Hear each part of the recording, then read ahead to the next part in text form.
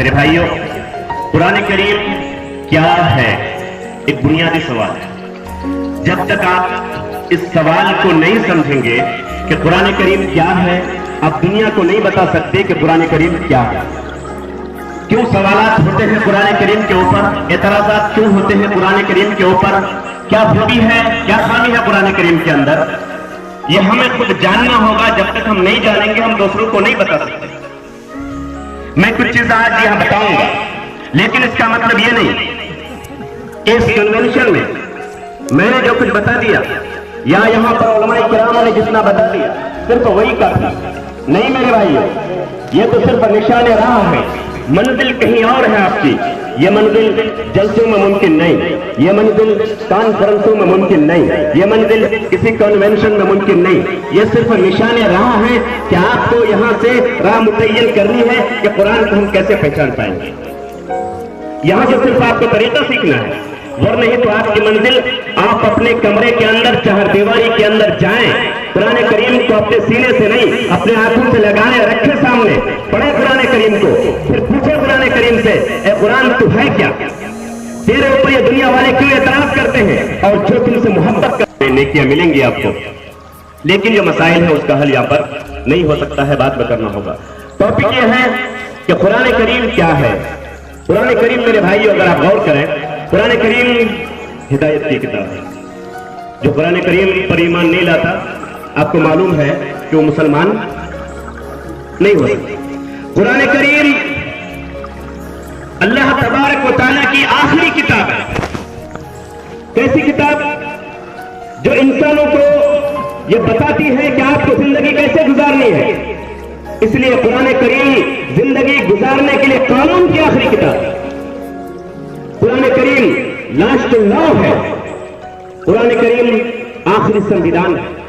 میرے بھائیوں، یہ قرآن کریم صرف مردوں پر پڑھنے کے لیے نہیں ہے، یہ قرآن کریم صرف تراویح میں پڑھنے کے لیے نہیں ہے، ہاں پڑھیے وہاں پر، لیکن در حقیقت یہ قرآن کریم زندہ انسانوں کو اپنی زندگی میں اتارنے کے لیے۔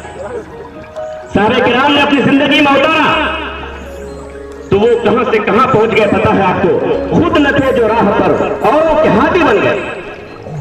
کیا نظر تھی جس نے مردوں کو مسیحا کر دیا۔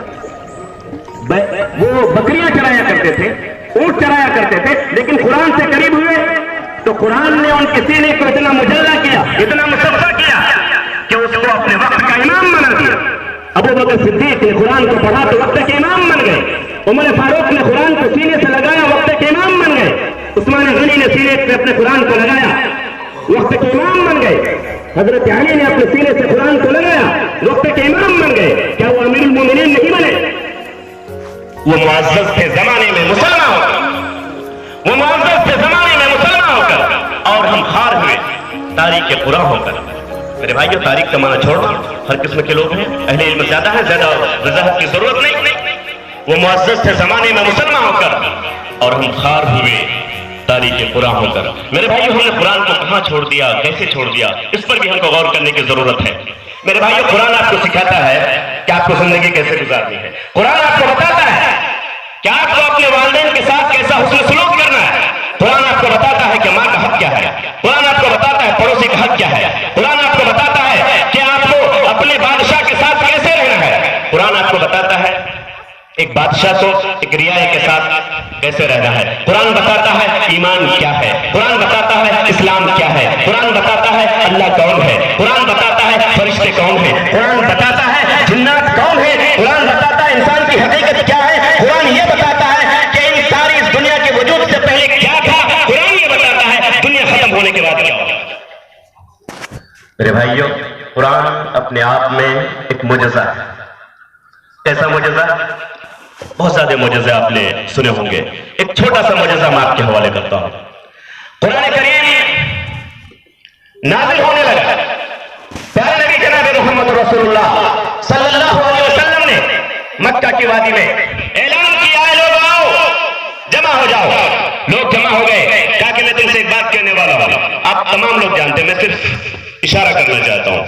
لوگ جمع ہو گئے، تمام لوگ جمع ہوئے، ابو لہب بھی جمع ہوا، کہا کہ قولوا لا الہ الا اللہ تفلحوا، اے لوگوں لا الہ الا اللہ کہو کامیاب ہو جاؤ گے۔ بلکہ انہوں نے یہ کہا کہ میں تم سے اگر یہ کہوں کہ اس پہاڑ کے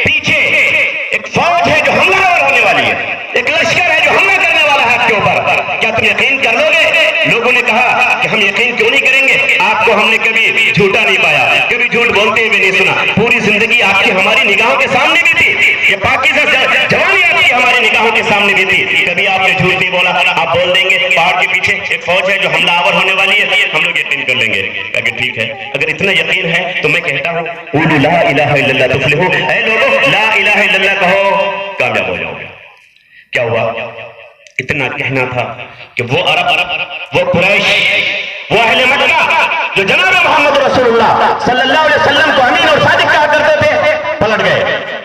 उनके चचा ने कहा, अबू लहब ने, अलहाज़ा जमातना, ऐ मोहम्मद क्या तुमने यही कहने के लिए हमको यहाँ पर जमा किया था?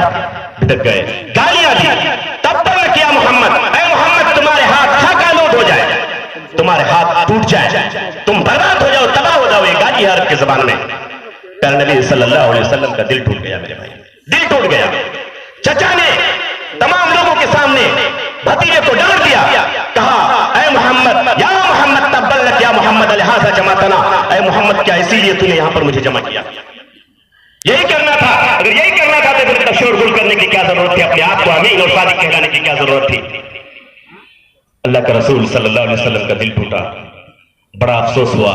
लेकिन अल्लाह ने कहा कि नहीं नहीं, ए महबूब, हम तेरा दिल नहीं टूटने देंगे, नहीं टूटने देंगे। फौरन अल्लाह तबारक व तआला ने जिब्राइल अमीन को भेजा, कहा कि जा मेरे नबी की, मेरे महबूब की दिलजोई कर, उनको बता कि हाथ तेरा नहीं टूटेगा, हाथ तेरा तबाह नहीं होगा, बल्कि अबू लहब का हाथ तबाह होगा और उनकी बीवी बर्बाद होगी। जा मेरे महबूब की शान में तू कह दे, तब्बत यदा अबी लहब व तब। ये तमाम लोग जानते हैं कि नहीं? आप लोग ये तमाम लोग जानते हैं कि अल्लाह ने अपने प्यारे हबीब जनाब मोहम्मद रसूलुल्लाह सल्लल्लाहु अलैहि वसल्लम की दिलजोई के लिए जिब्राइल अमीन को भेजा और इस कीमती सूरत को नाजिल कर दिया अपने महबूब के दिफा में, उसके डिफेंस में। इतना तो हम सभी लोग जानते हैं। मैं इससे ऊपर की एक बात आपको बताना चाहता हूं। आयत उतर गई, अबू लहब के ऊपर अल्लाह ने जवाब दे दिया उसको कि मेरे महबूब को आपने ऐसा कहा। कुरान करीम का जो एजाज है खुद उस जमाने में भी जो साबित हुआ वो मैं बताना चाहता हूं। साबित हो गई। वहां से एक चीज आप बताइए, अबू लहब क्या उसके तुरंत बाद उसका इंतकाल हो गया या कुछ दिनों तक रहा? अहले इल्म है आप लोग, तारीख की किताबों में आता है कि 10 साल तक जिंदा रहे। कितने साल तक? 10 सालों तक जिंदा रहे। वो 10 सालों तक जिंदा रहने के बावजूद उसको ईमान की तौफीक नहीं मिली। में बड़े बड़े काफिर और भी थे, इसने सिर्फ गाली दी थी। क्या कहा था? या मोहम्मद तब्बल क्या मोहम्मद, ऐ मोहम्मद तेरा हाथ खाकालोद हो। और हजरत उमर ने तो तलवार निकाल ली थी, पता है कि नहीं आपको? तलवार निकाल ली, कहा कि मैं जा रहा हूं मोहम्मद का सर कलम करने के लिए। तमाम लोगों को मालूम है, आप लोगों को हजरत उमर फारूक का वाक़या रज़ी अल्लाह तआला अन्हु, तो जो सर कलम करने चले उसका जुर्म ज्यादा बड़ा या जो सिर्फ गाली दे उसका जुर्म ज्यादा बड़ा है? बताइए आप पहले इंसाफ वालों, बताइए इंसाफ वालों, पहले आप तो बताइए आप कि गाली देना ज्यादा जुर्म है या तलवार निकाल लेना ज्यादा जुर्म है? ऑफ कोर्स तलवार निकालना ज्यादा बड़ा जुर्म है। लेकिन उसके बावजूद हजरत उमर फारूक को ईमान की दौलत नसीब हो गई और अबू लहब को नहीं। और बहुत सारे थे जो उस वक्त काफिर थे, आप सल्लल्लाहु अलैहि वसल्लम के जाने दुश्मन थे। हजरत खालिद बिन वलीद, आपके दंडार मुबारक को शहीद किया उसने, लेकिन ईमान नसीब हुआ कि नहीं? लेकिन अबू लहब को ईमान नसीब नहीं हुआ। कुरान करीम की जब ये सूरत नाजिल हुई मेरे भाइयों, उस वक्त उसने कहा कि अच्छा कुरान मुझे कहता है तुम्हारे हाथ खाकालोद हो जाए, तुम्हारी बीवी भी और तुम तबाह हो जाओ। देखो मैं ईमान लाता हूँ। तारीख की किताबों में आता है कि वो बोलता था, दिन भर सोचता था कि नहीं अब मैं ईमान ले आऊंगा, अब मैं ईमान ले आऊंगा और सुबह होते होते मैं मुसलमान हो जाऊंगा। लेकिन जब सुबह होती वो फिर भूल जाता, फिर अपने वसवसे में फंस जाता, अपने किब्र में गुरूर में मुलविस हो जाता, फिर सोचता लोग क्या कहेंगे कर की वजह से मुसलमान हो गया। नहीं भाई, अल्लाह तबारक व तआला ने कुरान करीम की आयत और ये सूरत नाज़िल करके उसकी तकदीर में ये लिख दिया कि तुमको ईमान नसीब नहीं होगा। कुरान करीम का ये पहला मुजज़ा था जो अहले मक्का के सामने, मक्का के सरजमीन पर साबित हो गया कि कुरान ने कहा तब्बत यदा अबी लहब व तब, अबू लहब को ईमान नसीब नहीं हो सकता है। कुरान ने उसको गाली दी, वो 10 साल तक जिंदा रहा अबू लहब, ईमान उसको नसीब नहीं हुआ। यह पहला वाकया था मौजज़ा के तौर पर, जो खुल्लम खुल्ला मौजज़ा था, जो अरब की सरजमीन पर साबित हुआ और लोगों ने कहा कि नहीं, कुरान इंसान का कलाम नहीं हो सकता है, यह रब का ही कलाम है, जो ये सब कुछ करने के बाद ये कह देता है कि ऐसा होने वाला और ऐसा 10 साल की जिंदगी में हो गया। ये मौजज़ा था कि नहीं? ये खुल्लम खुल्ला कुरान का मौजज़ा था। हालांकि आपने बहुत सारे मौजज़ात सुने हैं, मैं सिर्फ आपको याद दहानी कराते हुए आगे निकलना चाहता हूं। कुरान करीम ने 4 मकाम पर चैलेंज किया। अभी मौलाना लोगों से आप सुन रहे थे, उलमा किराम से आप सुन रहे थे। 4 बार। पहली बार ये कहा, नोट कीजिए, पहली बार ये कहा कि पूरे कुरान की तरह कुरान ले आओ, एक किताब ले आओ, ए लोगों ले आओ, इंसानों तुम भी ले आओ, जिन्नातों तुम भी ले आओ, कुरान की तरह ले आओ। लोगों ने कहा कि ये मन गलत है, असातिरुल अव्वलीन है, मोहम्मद ने गढ़ लिया होगा सल्लल्लाहु अलैहि वसल्लम, सीख लिया होगा। लेकिन आप लोग अच्छी तरह जानते हैं, प्यारे नबी जनाब मोहम्मद रसूलुल्लाह सल्लल्लाहु अलैहि वसल्लम उम्मी थे, न लिखना जानते थे, न पढ़ना जानते थे, न लिखना जानते थे, न पढ़ना जानते थे। अल्लाह तबारक व तआला को अपने प्यारे हबीब को उम्मी बनाकर असल में यह बताना था कि अगर आपका कोई उस्ताद हो तो उस्ताद का मकाम ला मुहाला शागिर्द से ऊंचा होता है कि नहीं? अगर प्यारे नबी का कोई उस्ताद होता तो बताइए हमारे प्यारे नबी जनाब मोहम्मद रसूलुल्लाह सल्लल्लाहु अलैहि वसल्लम से उस उस्ताद गिरामी का मकाम ऊंचा होता कि नहीं?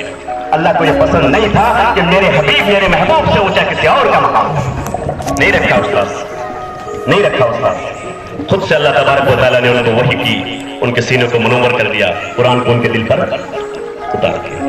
लोगों ने कहा कि असातिरुल अव्वलीन है, पुरानी मनगढ़ंत कहानियां हैं। तो आपने तो किसी से लिखना पढ़ना सीखा ही नहीं। अगर सीखे होते तो ये भी एक इल्जाम आता कि लिखा पढ़ा इंसान है, अदीब होगा, शायर होगा, उन्होंने लिख लिया होगा, अच्छे जुमले उनको आते होंगे,